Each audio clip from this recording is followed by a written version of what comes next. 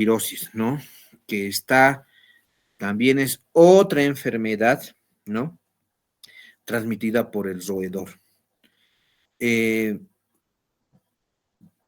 es, bueno, una pequeña imagen de mi hospital, donde nosotros actualmente trabajamos en el norte de La Paz, y bueno, damos contención siempre a todos los municipios más próximos a nuestra institución. La leptospirosis, ¿no? Es una enfermedad zoonótica y potencialmente es causada por la bacteria llamada Leptospira, ¿no? Y esta Leptospira interrogans es la protagonista, ¿no?, de la afección entre los hombres y los animales. Esta tiene una variedad de manifestaciones clínicas, ¿no? Desde una forma leve hasta una forma grave, ¿no?, que a veces puede ser fatal. Es considerada una zoonosis, pero es una enfermedad bacteriana. Un dato relevante es de que no hay un reporte que diga de que puede haber un contagio de humano a humano. Esta bacteria, ¿no?, como pueden ver, son bacterias móviles que tienen una forma parecida a los sacacorchos, ¿no?, o en forma de interrogación, y son bacterias aerobias obligadas. O sea, ese es un dato importante que tenemos que tomar en cuenta, que son bacterias aerobias, ¿no? ¿Por qué? Porque nos va a ayudar un poquito en discernir del por qué este paciente tiende a comprometer el hígado, el riñón y el pulmón. Dentro de su epidemiología, ¿no? Esta mayormente se ve en zonas tropicales y subtropicales. Obviamente va a depender de las condiciones en las cuales vive nuestra población, ¿no?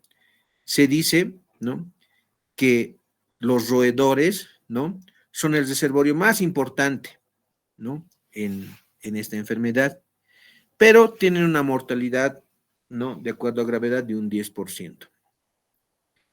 No hay un reporte de que de persona a persona puedan contagiarse, ¿no? Pero en lugares tropicales, ¿no?, tiene una alta prevalencia esta enfermedad. Y la puerta de entrada, ¿no?, son abrasiones cutáneas o mucosas que están en contacto, ¿no?, con el agua, o suelos que estén contaminados con la orina de los animales infectados, que sean roedores, ¿no?, el ganado y perros. Entonces, podemos darnos cuenta, colegas, y esto es un dato muy relevante. Nosotros allá en el municipio de San Buenaventura, a razón de que un grupo de ganados estaban enfermos, hicimos el diagnóstico de que la población entera, ¿no?, de Buenavista estaba con problemas de leptospirosis. Entonces, no fue porque la clínica era bastante florida, ¿no?, sino que incluso los pacientes, al ser manifestaciones tan leves o asintomáticas, entonces no acudieron a sus centros de salud. Pero lo que nos llamó la atención fue de que el ganado vacuno que ellos con los que trabajan, ¿no?, pues estaban teniendo ciertos comportamientos en el tema de su salud animal, y obviamente se hicieron estudios y salieron que las vacas estaban con leptospira. Entonces, de ahí se nació este comunicado, hicimos la intervención, búsqueda en los pacientes, y realmente fue sorprendente tener más del 50% de la población de ahí estaban con casos de leptospirosis, por lo cual se tuvo que hacer una intervención inmediata, ¿no? Entonces, realmente en los lugares tropicales, como decía, quienes tienen ganado y están con el tema de la exposición a roedores, tienen ese riesgo, ¿no?, para la entrada y la diseminación de la enfermedad. Hay factores de riesgo directos, ¿no?, o como también indirectos. La contaminación de agua, a veces van a entrar a los arroyos, a los riachuelos, ¿no?, hacen natación o viajes a lugares tropicales, o también con mordedura de animales. Y también una población de riesgo son aquellos veterinarios quienes trabajan en mataderos, en lugares agrícolas, los campesinos que trabajan con el tema del cultivo. Obviamente, todos estos factores tienen una relación con el nivel socioeconómico y las condiciones de hacinamiento del grupo poblacional. Reservorios sí, ya hemos indicado que pueden ser tanto animales domésticos como también animales silvestres. Dentro de los domésticos, pues podemos mencionar, están el ganado bovino, porcino, equino, canino, ¿no? Y también podemos tener los animales silvestres, como ser las ratas, ratones, ¿no? O marsupiales, ¿no? Y obviamente estos albergan la leptospira, ¿no? En sus riñoncitos y eliminan al medio ambiente y contaminan el agua, el suelo y los alimentos. Modo de transmisión, ¿no? A través del contacto directo, como habíamos indicado, ¿no? A través de lesiones cutáneas o de la mucosa, ¿no? O a través de alimentos contaminados por las excretas o las orinas de los roedores. Obviamente, estos aspectos se tienen que trabajar bastante, ¿no? En el tema del manejo del medio ambiente para poder favorecer, ¿no? Que la población no se relacione o no se exponga a poder adquirir este tema de enfermedades. En las áreas rurales y urbanas de las áreas tropicales están expuestos, ¿no? Y todos obviamente tienen, al igual que el grupo poblacional, puede llegar a afectar a cualquier persona, pero obviamente acá va más relacionado en relación a la actividad de trabajo o a la función que desarrolla, pueden tener esta enfermedad. La enfermedad tiene un periodo de incubación, ¿no? Y hablamos otra vuelta nuevamente de periodo de incubación. El periodo de incubación está entre 7 a 14 días promedio, ¿no? Y en algún grupo de pacientes puede llegar a extenderse entre 20 días. El periodo de transmisibilidad, o sea, las leptospiras en humanos se eliminan por la orina. Por eso es que también un método de diagnóstico es el análisis de la orina, la cual nos va a permitir, ¿no? Hacer el diagnóstico. Generalmente se eliminan la leptospira por la orina a partir de la segunda hasta la quinta semana de la enfermedad. Y en animales reservorios y hospederos accidentales, pues pueden eliminarse a través de la orina durante meses y años. ¿Cuál es la característica? La leptospira tiene una manifestación específica, ¿no? Es una enfermedad infecciosa con un cuadro polimorfo, pero los síntomas más comunes que van a llegar a presentar estos pacientes es fiebre, escalofríos, mialgias, cefalea, conjuntivitis aséptica y síntomas respiratorios. Como pueden darse cuenta, acá también hablamos de fiebre, mialgia, cefalea, ¿no? Que son datos clínicos que nos podrían, ¿no? Hacer confundir ya no solamente ahora con dengue, sino también con Hanta, y estamos hablando de leptospira. Pueden tener ocasionalmente manifestaciones cutáneas o como también compromiso neurológico, pero en el tema de la leptospira puede haber compromiso hepático, ¿no? A través de una lesión hepática o una lesión renal, y eso es lo más importante, ¿no? Que la leptospira tiene un tropismo por el hígado, por el riñón y el pulmón, ¿no? Que prácticamente son los órganos más afectados en esta enfermedad. El 90% de los casos, ¿no? Se autolimita o se trata, y un 10% pues prácticamente desarrollan una enfermedad potencialmente fatal. Y obviamente las complicaciones a nivel renal, hepática y pulmonar son las que van a desencadenar la forma grave de la enfermedad. Hay una forma anictérica, ¿no? Y esta forma anictérica, ¿qué quiere decir? Que va a presentar fiebre, cefalea, mialgias, artralgias, anorexia, náuseas y vómitos, ¿no? Pero que no está desarrollado con la presencia de ictericia. Entonces, esta forma anictérica es la que mayormente se puede confundir como influenza, como dengue o como otros temas de arbovirosis, ¿no? Entonces, de ahí que el paciente, ¿no? Pues hay que tomar en cuenta que la leptospira tendría que estar, ¿no? Dentro de nuestros diagnósticos diferenciales en enfermedades tropicales. Produce una infección más grave, ¿no? Y esta es cuando va a producir, ¿no? La fase leptospirémica con compromiso a nivel pulmonar y a nivel renal. En esta fase septicémica o leptospirémica, ¿no? El paciente se desarrolla en base a la diseminación hematógena de la bacteria que se multiplica en la sangre, ¿no? Que se llama la fase leptospirémica y se distribuye en múltiples órganos. Perdón. Y su inicio es de una forma abrupta, tiene una fiebre elevada, escalofríos, cefalea intensa, postración, ¿no? Y va a tener mialgias y va a caracterizarse que estas mialgias van a afectar mayormente a las pantorrillas. Es un dolor exquisito, como me lo han referido los pacientes a los cuales me ha tocado ver, de las pantorrillas que prácticamente dificulta la ambulación y prefieren estar en reposo. Hay dolor en caderas, en regiones paravertebrales, y también pueden llegar a presentar dolor abdominal, ¿no? Que incluso puede tener dolor a la palpación profunda, simulando un abdomen agudo quirúrgico. Algunos pacientes presentan anorexia, náuseas, vómitos, ¿no? Constipación, diarrea, dolores articulares, una hemorragia subconjuntival, fotofobia y un dolor ocular. Entonces, como pueden ver, se los he marcado con color celeste, ¿no? Datos clínicos que me podría hacer sospechar de que este paciente con fiebre elevada, cefalea intensa, mialgias, ¿no? Dolor abdominal. ¿En qué voy a pensar? En dengue. Náuseas, vómitos, artralgias, en dengue. Fotofobia.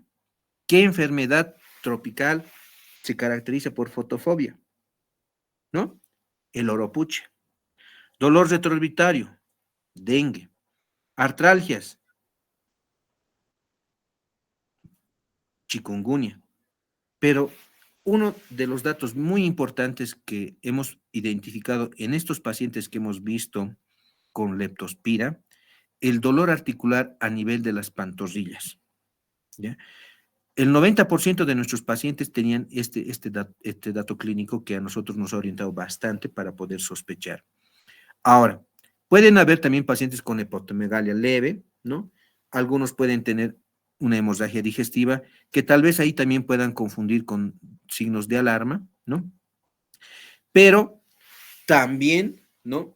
Las manifestaciones gastrointestinales, ¿no? Pueden presentarse, ¿no? Como la presencia de hemorragias, enterorragias, y ese es el reto más importante del seguimiento. Epistaxis y un compromiso torácico. Sí, presentan tos seca o con expectoración hemoptoica. Y ese es el dato más relevante, ¿no? En donde nosotros ya tenemos que aperturar un diagnóstico diferencial. ¿Quién tenía tos? Hantavirus, ¿no? Entonces, ¿qué otra enfermedad también que tenga fiebre, escalofríos, exantema y tiene tos? ¿No? Sarampión. Entonces, como pueden ver, ¿no? Existe una gran variedad de enfermedades que nos van a hacer sospechar como casos sospechosos, pero tenemos que tener los antecedentes epidemiológicos. Pero un dato muy importante, la expectoración hemoptoica, ¿no? Es un dato relevante y justamente la paciente, nuestra niña de 13 años, si no me equivoco, era la paciente que vino, ¿no? Con cuadro histérico y con un cuadro febril. Se sospechó como dengue nuevamente, ¿no? Pero lo que nos llamó la atención es de que había una ictericia marcada, ¿no? Y empezó con hemoptisis.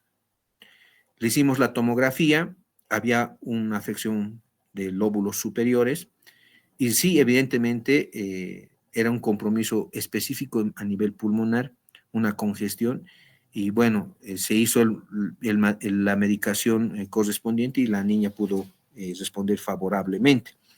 Entonces, son importantes la forma clínica en cómo nosotros debemos evaluar, ¿no? Este grupo de pacientes. Y también hay que tomar en cuenta que cuando incluye, ¿no? La sintomatología respiratoria, puede llegar a tener una insuficiencia respiratoria y puede llegar al fallecimiento. Entonces, prácticamente en la fase leptospirémica, ¿no? La bacteremia, ¿no? Va a presentar fiebre, mialgias y cefalea, ¿no? Que son los datos más relevantes. Pero en este periodo, la bacteria se va a adherir, ¿no? Al endotelio y va a empezar a penetrar los tejidos, ¿no? Gracias a su movilidad espiral. Y obviamente, como no hay un anticuerpo específico que se desarrolle de forma oportuna, va a facilitar la diseminación de la enfermedad. Ya en la fase inmune de la enfermedad, ante el riesgo se van a empezar a producir anticuerpos que van a ayudar a eliminar las bacterias de la sangre. Pero sin embargo, ¿no? Va a haber órganos como ser el riñón y el hígado, ¿no? Donde van a persistir. Esta respuesta inflamatoria en estos dos órganos va a producir una necrosis hepatocelular, ¿no? Y un daño a nivel renal, a nivel del túbulo renal, produciendo hemorragia también a nivel de los pulmones. Entonces, son tres los órganos que van a hacer llegar a afectarse, ¿no? Hígado, riñón y pulmón. A nivel de hígado va a haber una necrosis hepatocelular y va a producir una ictericia, ¿no? Y cuando esto se llega a complicar, pues vamos a tener el llamado, la enfermedad de Weil. Y cuando los riñones se llegan a afectar, entonces va a producir una nefritis intersticial con necrosis tubular y el paciente va a empezar a desarrollar una insuficiencia renal. Cuando ya hay un compromiso pulmonar, una hemorragia alveolar, esta puede ser difusa y puede desencadenar una insuficiencia respiratoria. Entonces, esta fase prácticamente es muy importante para poder evaluar a los pacientes con leptospira. Entonces, la fase inmune, ¿no? Es muy importante tomar en cuenta. ¿Por qué? Porque va a haber compromiso de órganos, ¿no? En donde ya nosotros nos vamos a orientar de qué posiblemente esté pasando con este paciente. Las manifestaciones prácticamente pueden llegar a aparecer a la segunda semana después del inicio de la enfermedad, ¿no? Y es un dato muy importante el compromiso renal y el compromiso pulmonar. La forma ictérica, ¿no? O la forma más grave de lo que es el síndrome de Weil o la leptospira grave, obviamente todo está en relación a la invasión bacteriana inicial y la respuesta inmune posterior. Obviamente acá nuevamente volvemos a hablar de la respuesta inmune, ¿no? Inicialmente va a haber la producción de anticuerpos, que es el IgM, luego el IgG, que estas van a ayudar, ¿no? A la eliminación de la bacteria. Gracias a esta respuesta, obviamente va a disminuir la concentración en la sangre y obviamente va a haber la mejora. Pero la persistencia bacteriana en estos órganos que habíamos mencionado, como es riñón, hígado y pulmones, van a hacer de que aparezcan las complicaciones. Y es ahí donde actúa, ¿no? El proceso inflamatorio de los linfocitos T y nuevamente los macrófagos, que van a empezar a liberar citoquinas proinflamatorias y van a condicionar en esos órganos las lesiones como ser la necrosis hepatocelular y la nefritis intersticial y la hemorragia alveolar. Esta secuencia obviamente tiene una interacción entre la bacteria y la inmunidad, ¿no? Es la reacción huésped y hospedero. Entonces, prácticamente el compromiso de este órgano es muy importante que tomemos en cuenta las complicaciones que tiene en este periodo. La enfermedad de Weil, ¿no? Prácticamente es la complicación más grave, ¿no? de la leptospira. Esta fase septicémica, ¿no? Prácticamente evoluciona con una ictericia grave, ¿no? Como va a haber un componente hepático, entonces va a haber un incremento de las transaminasas, bilirrubinas elevadas, fosfatasa-aloquina elevada. Y ahora, estos síntomas, ¿no? Prácticamente pueden ser condicionadas o predecidas por la etapa bifásica de la leptospira que habíamos mencionado anteriormente, pero tenemos que tomar en cuenta en qué periodo nosotros los vamos a captar, ¿no? Ya anteriormente la doctora nos decía, a veces los pacientes llegan bien tarde y hacer la anamnesis de este grupo de pacientes pues es bastante difícil. Prácticamente la ictericia tiene su inicio entre el tercer y séptimo día de la enfermedad, ¿no? Y obviamente hay un compromiso abdominal, ¿no? Que puede llegar a tener una hepatomegalia y un dolor a la palpación profunda. Esto se ha visto en un 70% de los casos. Y el daño renal, ¿no? Se produce porque prácticamente hace una insuficiencia renal. Se va a manifestar con ¿qué? Con una oliguria, ¿no? Va a haber un incremento de los azoados y se asocia un desequilibrio hidroelectrolítico. A nivel pulmonar, pues prácticamente, ¿no? Va a haber una hemorragia alveolar difusa, ¿no? Que va a condicionar a una insuficiencia respiratoria y esto obviamente es la que va a condicionar la agravación o el fallecimiento de estos pacientes por una insuficiencia respiratoria. Entonces, es muy importante tomar en cuenta, ¿no? las complicaciones que llegan. Entonces, hay una triada clásica de esta enfermedad, ¿no? Que es ictericia, insuficiencia renal y hemorragia pulmonar. Cuando nosotros estemos ante un cuadro ictérico con falla renal y hemorragia alveolar, pues debemos sospechar en el síndrome de Weil o la forma de leptospira grave. Y esta tiene lastimosamente una mortalidad muy elevada, ¿no? Secundario a la insuficiencia respiratoria y requiere de tratamientos antibióticos de uso oportuno, ¿no? El soporte intensivo con ventilación mecánica y en algunos casos de vasoactivos. Ahora, la pregunta es, ¿por qué, no? ¿Por qué estos pacientes con leptospira, ¿no? Hacen compromiso renal, hacen compromiso hepático y hacen compromiso pulmonar? ¿Por qué hay esa apetencia de la leptospira por estos órganos, ¿no? Entonces se dice, ¿no? Que la leptospira tiene proteínas de adhesión y estas se van a unir a componentes como ser la laminina, la fibronectina y el colágeno, que son componentes que están en mayor cantidad o son abundantes a nivel de hígado, de riñón, lo cual facilita la colonización. Estas bacterias se van a localizar en los túbulos renales a nivel de riñones, ¿no? Y a nivel de hígado van a estar prácticamente en los sinusoides hepáticos. Esta interacción de las células endoteliales con la leptospira, pues prácticamente van a hacer que se mantengan en estos órganos y también la respuesta inmunológica local, ¿no? Va a condicionar a que una inflamación a nivel de hígado con una necrosis hepatocelular, como también en el riñón, ¿no? Puede haber una nefritis intersticial y un daño tubular, condicionar a una falla renal, y prácticamente es un daño no solo de la bacteria en nuestros órganos, sino una reacción inmunológica. Entonces, ahora, nosotros, ¿qué decimos?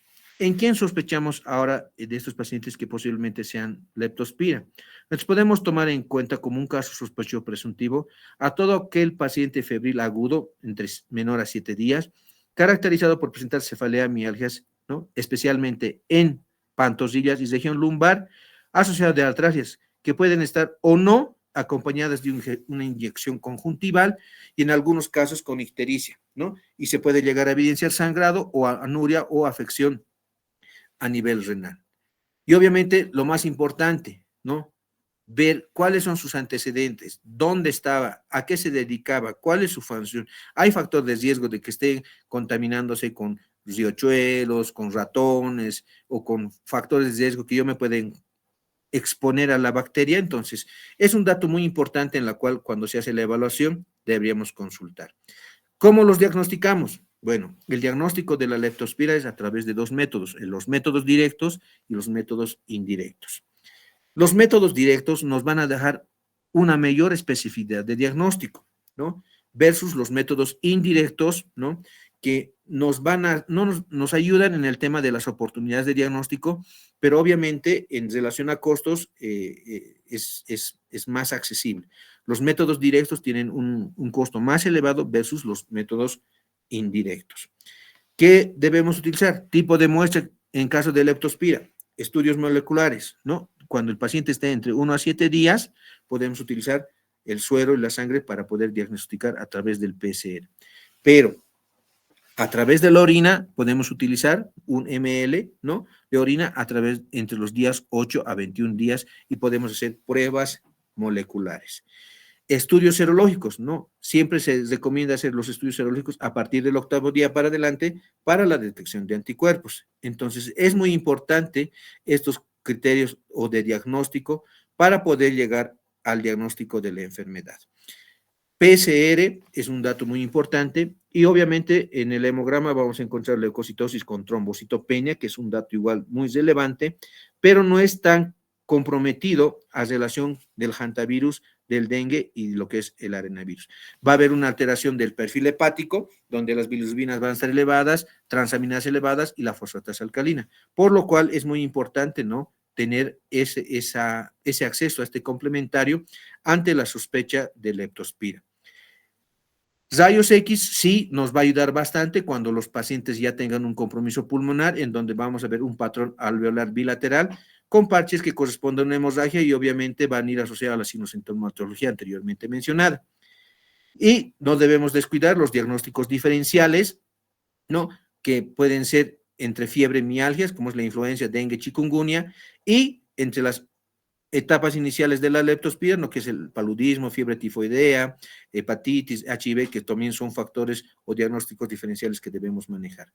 ¿Cómo lo manejamos? Como es una enfermedad bacteriana, ¿no? Entonces, en la leptospira leve, ¿no?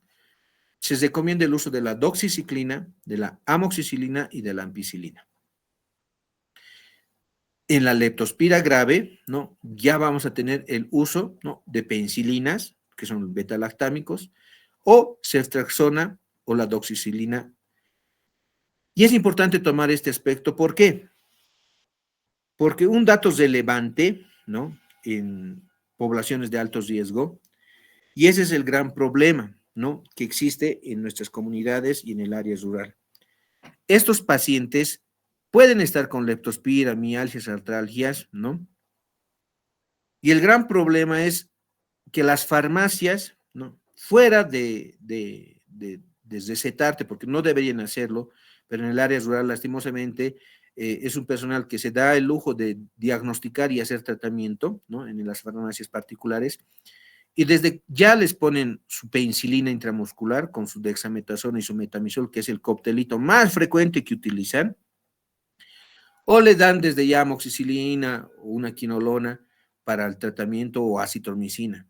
Entonces, ese tipo de personal, que no es personal de médico, no son médicos, pero por este uso irracional, digamos, están haciendo un tratamiento, pues, se puede decir correcto, porque todo antibiótico, especialmente los beta-lactámicos, van a funcionar adecuadamente en el tratamiento de la leptospira. Entonces, estos pacientes sí van a mejorar, ¿no?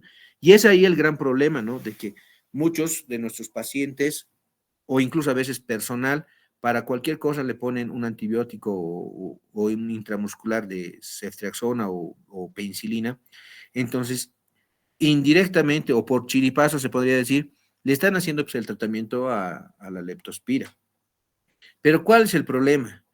Que nosotros podemos crear resistencia y dos, no estamos haciendo tratamiento correcto, porque si hay una persona que está con leptospira, ¿no? El riesgo es prácticamente de la comunidad o de la población o de la familia, por lo cual hay que empezar a hacer quimioprofilaxis en la comunidad para poder eliminar la bacteria. Entonces, el tratamiento de soporte de esta enfermedad, pues prácticamente son las medidas terapéuticas que incluyen, ¿no? Prácticamente la hidratación, ¿no? Vía oral o si amerita por vía endovenosa, independientemente de la evaluación del paciente, de las formas graves, y obviamente controlar y ver las afecciones a nivel renal. Tan pronto el paciente puede ingerir alimentos, pues debe iniciarse la dieta, ¿no? Hay que dar la alimentación correspondiente y restringiendo la ingesta de proteínas por el acúmulo de los azoados que pueden llegar a presentar. En los lugares donde no se cuente una unidad de cuidados intensivos, deberán tener en cuenta las siguientes condiciones, ¿no? Obviamente ese paciente sabemos que va a ser un compromiso respiratorio, entonces tener la monitorización de la oxigenoterapia.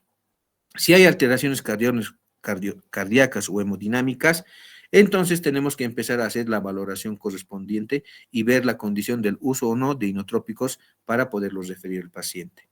Después de la reposición de la volemia, obviamente es bien importante ver la función renal, ¿no? Y evitar que estos pacientes progresen a un shock, ¿no? Y obviamente considerar el uso de los vasoactivos. Como hay un compromiso hepático, ¿no? Algunos recomiendan la administración de vitamina K, ¿no? Para mejorar los factores de coagulación vitamina K dependientes, ¿no? Y la gastroprotección, que son datos muy importantes que debemos considerar. Prácticamente, estos pacientes deben recibir un manejo integral. Peor si los pacientes son adultos mayores, acá hemos dicho igual que puede afectar a cualquier grupo etario, obviamente en relación a la actividad que ellos realizan. Se ha visto más que todo en personas agricultoras o mayores quienes tienen contacto con estos roedores. Esa sería la presentación de la leptospira. No sé si tuvieran alguna consulta, colegas, para poder responder a sus dudas.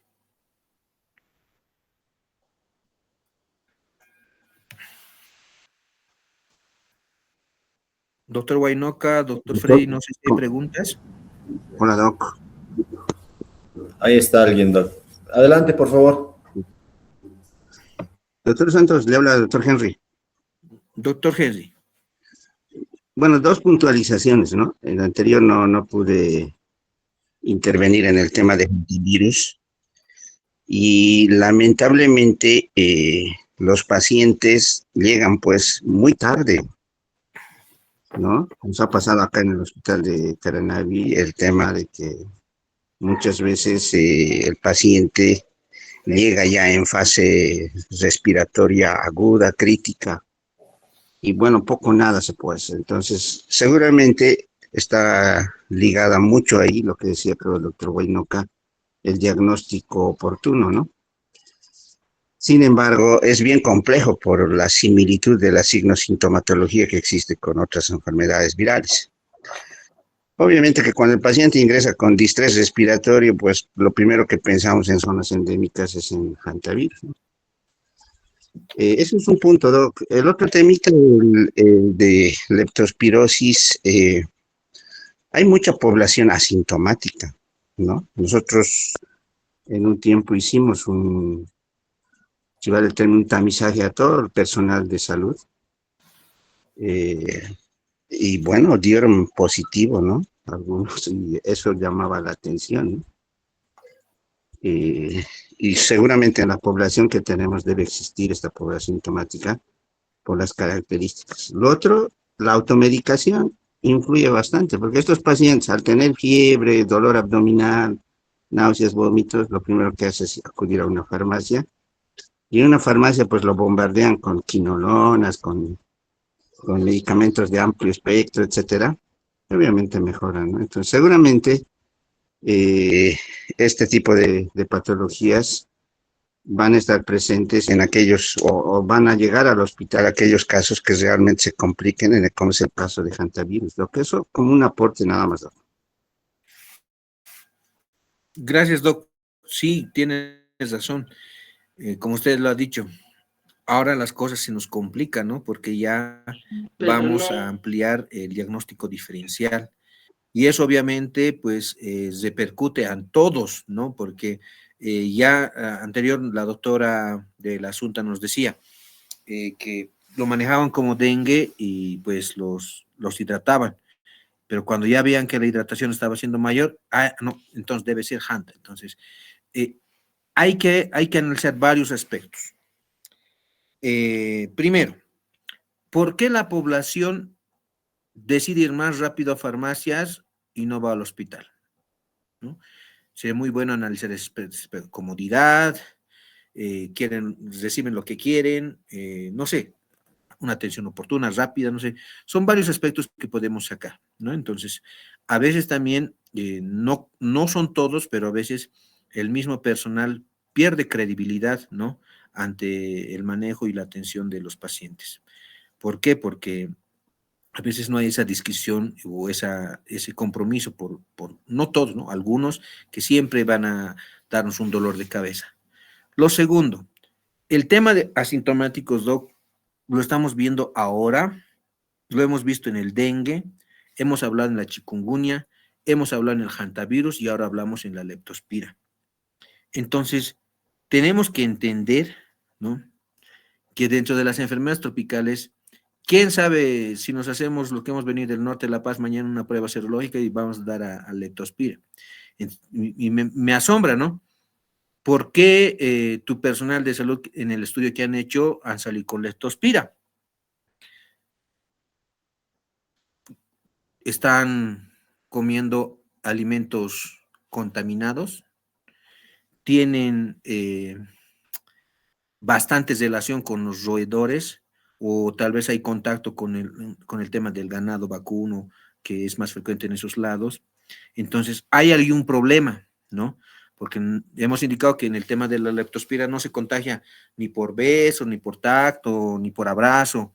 Entonces, tu personal o ese personal que ha sido diagnosticado, entonces ha estado en contacto con un alimento contaminado o se ha expuesto a un lugar donde estaban, digamos, las bacterias y pues han desarrollado la enfermedad y tal vez algunos eran asintomáticos y a través del estudio han sido diagnosticados. Entonces, hay que tomar en cuenta esos aspectos, ¿no? En el aspecto social, ¿no? Algo está pasando o tal vez nos están vendiendo comida contaminada, entonces son factores que hay que analizarlos y trabajarlos. Y finalmente, el tema del uso indiscriminado de los antibióticos, pues sí, es un problema grande, no solamente en el área urbana, rural, también en el área urbana. Lastimosamente, la mercantilización, ¿no? De salud ha conllevado a esto, ¿no? Entonces, son aspectos que tenemos que utilizar y ver. Yo personalmente, doctor, en mi municipio, sigo trabajando con penicilina, sigo trabajando con amoxicilina, ampicilina, como medicamentos de primera línea, ¿no?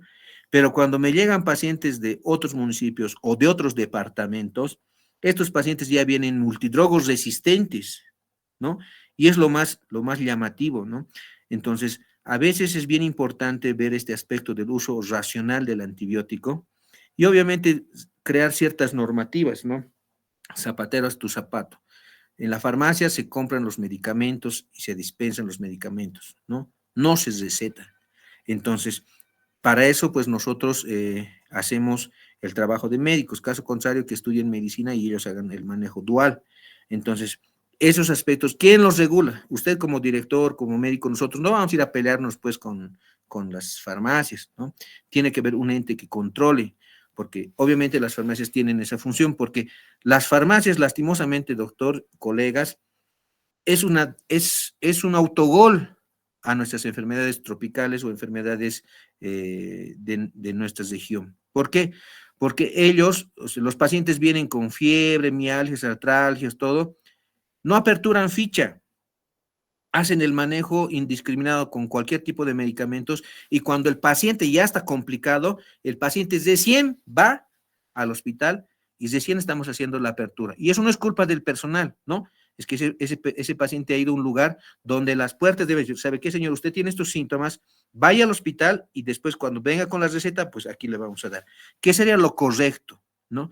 Pero lastimosamente en el tema económico, pues no van a poder hacer eso y es ahí un punto en contra que tenemos el personal de salud que trabaja en el área rural.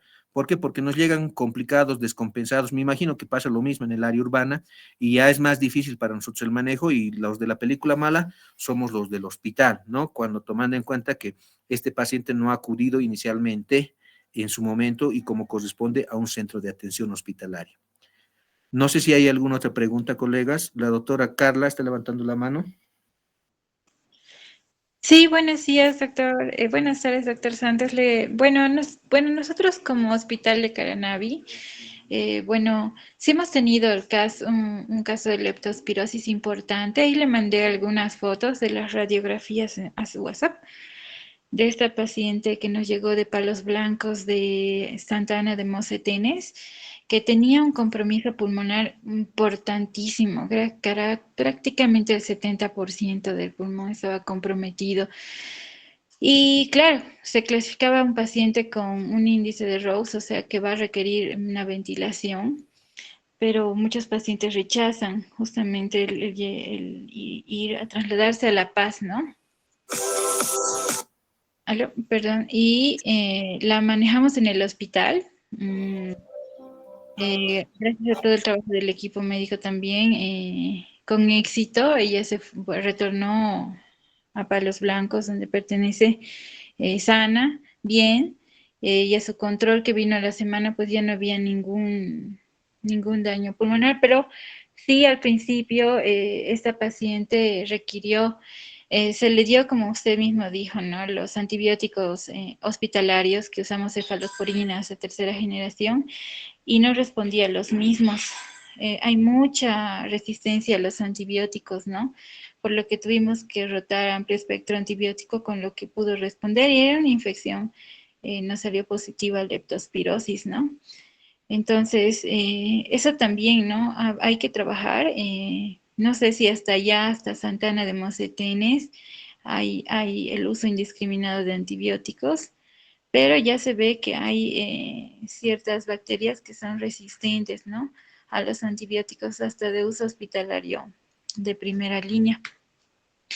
Entonces, quizás en La Paz se crean estos PROA de infectología, ¿no?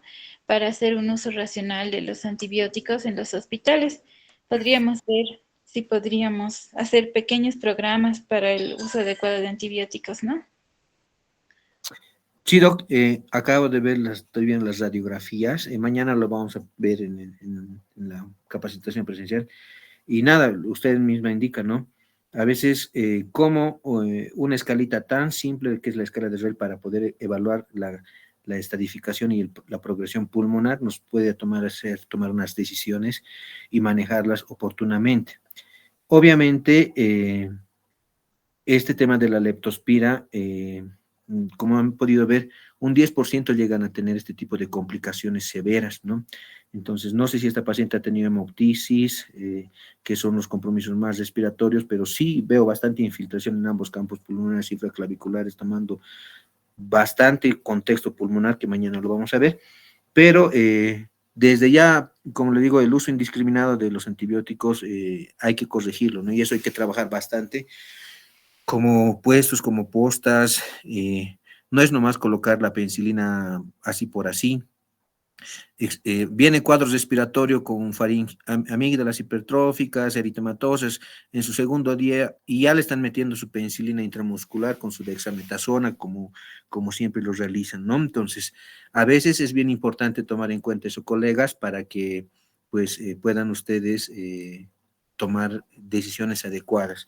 Existen ciertas escalas para el uso racional de antibióticos y da puntuación y si cumple, entonces se debe pues iniciar. Caso contrario, es un tema viral y hay que ver, esperar nomás la evolución. Eso como comentario. En relación a la leptospira, no sé si hay algún otro comentario más al aporte que hizo la doctora Carla y el doctor Henry.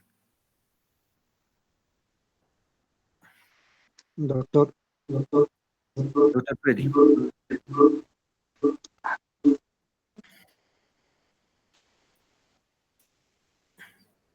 Le escuchamos, Doc. Habla nomás. doc, Es pagarlo. Sí, habla. doctor Santos, lo siguiente. A los blancos, San Miguel de Huachi, el personal de salud en varias ocasiones nos han referido muestras. Resulta de que esta muestra es de un adulto mayor que, bueno, en varias ocasiones ha dado positivo a lepto.